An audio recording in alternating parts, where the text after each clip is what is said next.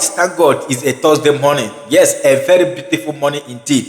You see, one thing is to watch video and another thing is to understand what the video is talking about.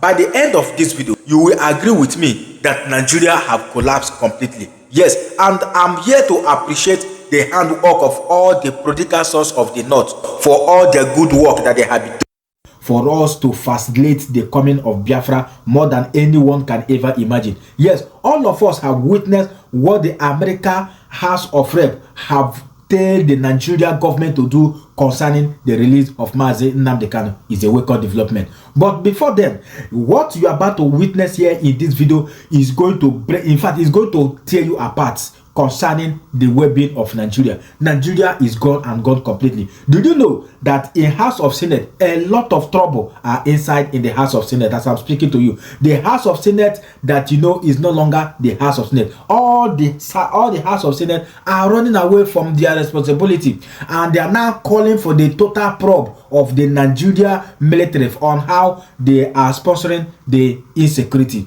But that is not the all. What brought me here is going to shock all of us. So I'm urging you to stick on this video so that you will see that touching event that is causing a lot of shocking waves in this very video. So please, without being waste much of your time, let's witness this atomic, heartbreaking video that you're about to witness.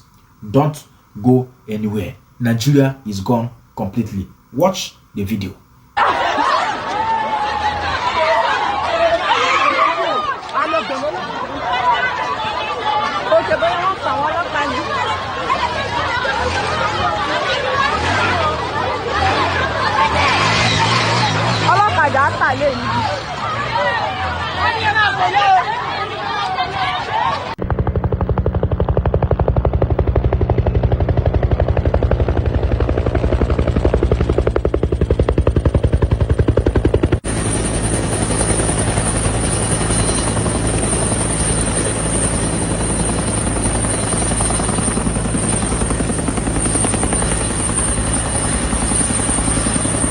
On Nigeria, where many were very concerned about violence against Christians. We are now actively in counterterrorism cooperation with the Nigerian government and Nigerian security forces, including a joint operation a couple weeks ago that took out the #2 leader of global ISIS operating from inside of the country, and that continues. Kidnappers kidnap people in this time and age, take them to the bush, stay there with 1 month, feeding them, phoning their family to come and bring money. Often a time, if the person is sick, they even allow somebody, doctor, to come and treat the person and go back. But the police don't know where they are.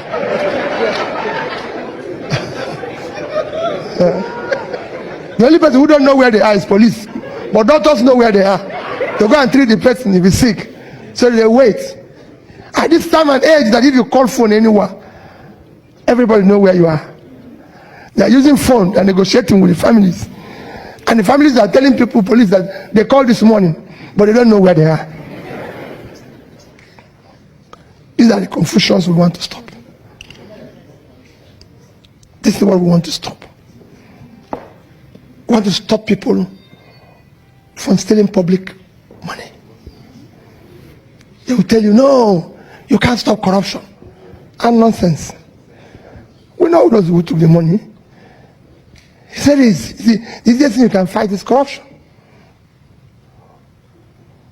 We have all sorts of things. We want to cut down the cost of governance. It is totally unacceptable.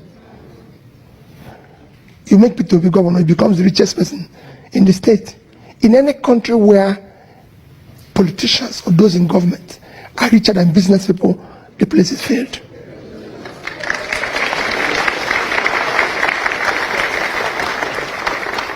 You celebrated doctor.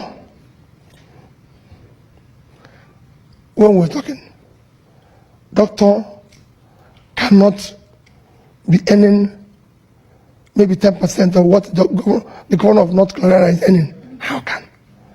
And he's still practicing. Professors in university are on strike. Nobody's negotiating with them. We're negotiating with bandits. Corruption kills 3 things a society lives. It kills entrepreneurship, it kills professionalism and hard work.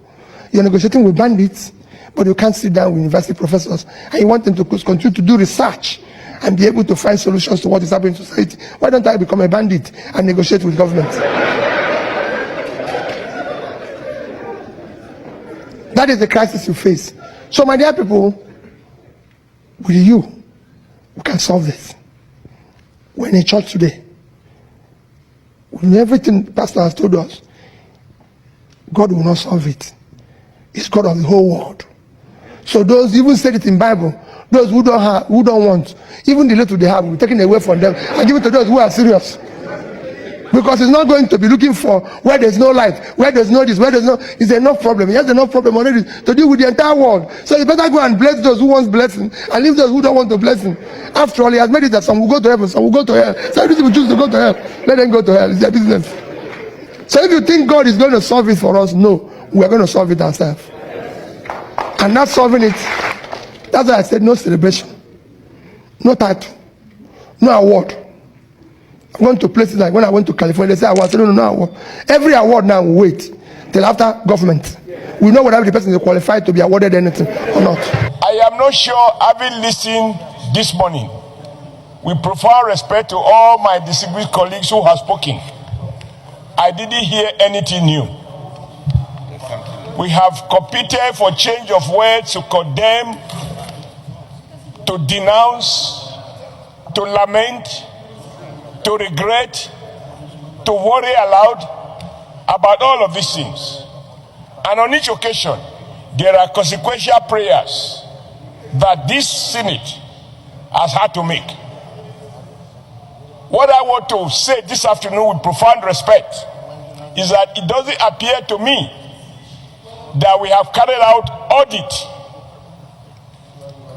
By this I mean to refer to each of those resolutions that we have passed in the past, to ask ourselves, as a consequence, what specific actions has been taken based on those resolutions. If past resolutions did not change anything, why should we believe that today's own will be different? And if today's own will not be different, why should we waste our precious time on it? I want to draw your attention, Mr. President, to one particular one, because everybody in Nigeria must be accountable, whether you are under arms or you are armless.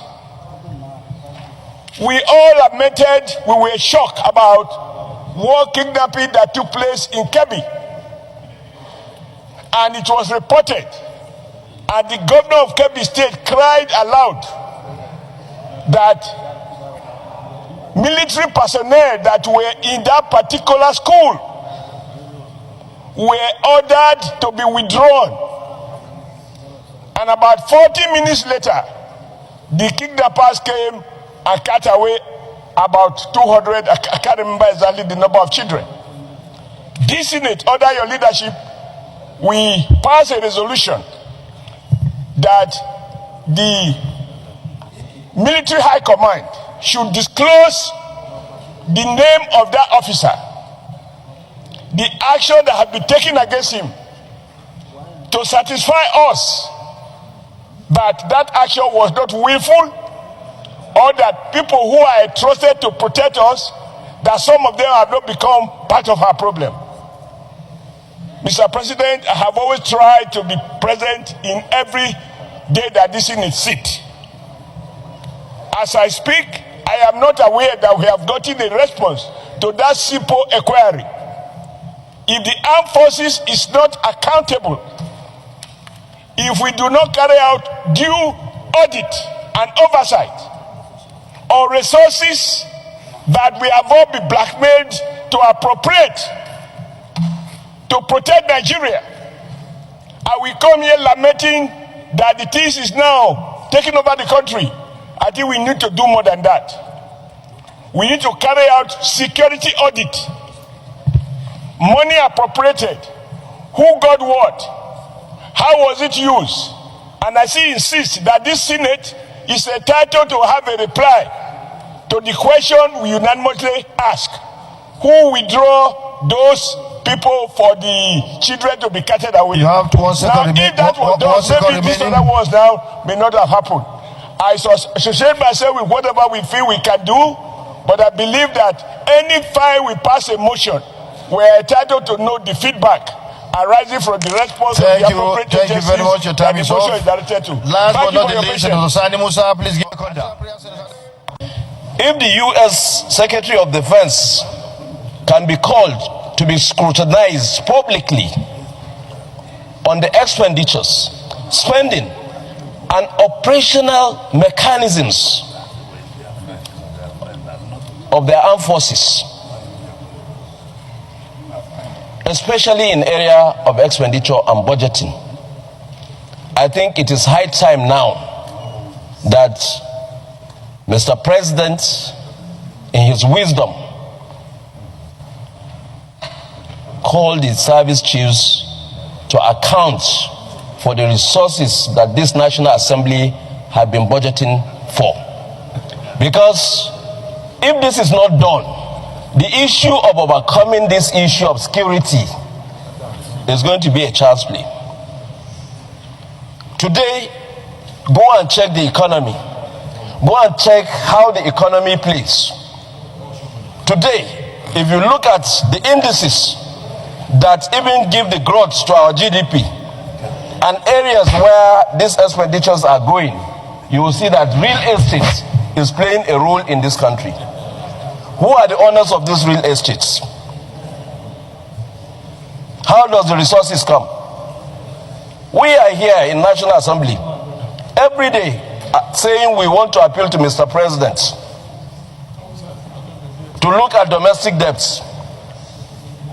I think there is that responsibility upon us as legislators to do our oversight without fear or favor. We need to do it.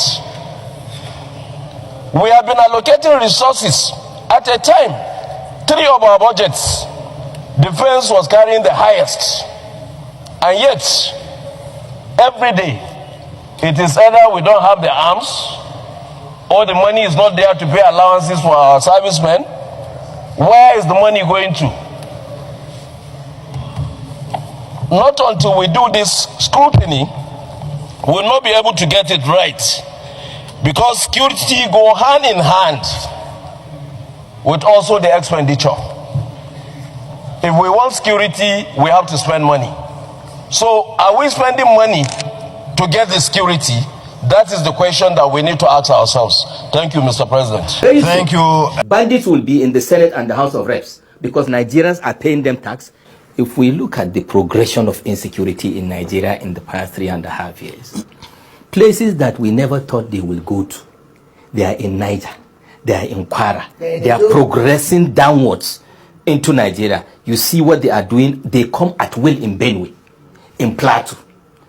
Mr. President promised the victims in Plateau 2 weeks ago, it will never happen again.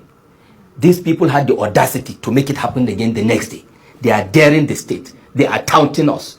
When they kill our soldiers, they wear the uniform of our military and armed forces and go to what is called a mediation, arrangement with government, bodies to say they are mediating with this. In Katsina, this bandit wore the uniform of this assistant commissioner that died on duty in action.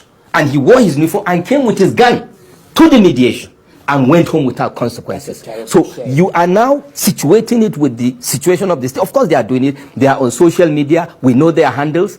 They don't even care to cover their faces. They send notices and they come on the day of the notice and they execute. Now they are overrunning brigades. Not brigades in urban areas. Brigade in the theater of war. And they overrun the brigade. They kill our generals like every other day. Our colonels, we are missing the best of our assets because, first of all, we don't have the decisiveness to ensure that we do the needful in terms of the resource allocation. I agree. You see, you can allocate whatever money you want to allocate.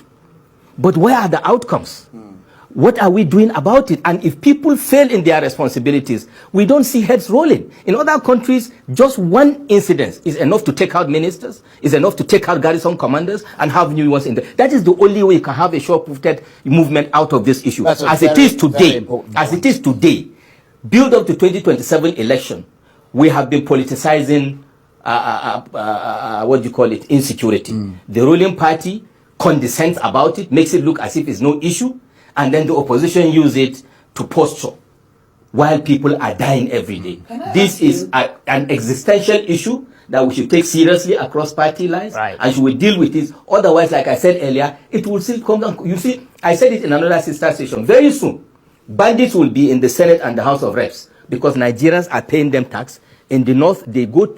It is so bad that people are beginning to have confidence in them. They go to them for mediation. They go to them for protection. And we are saying we are making progress, and we are saying we should not talk about it. This is not a movie. This is reality of this damn country called Nigeria. Nigeria is gone completely.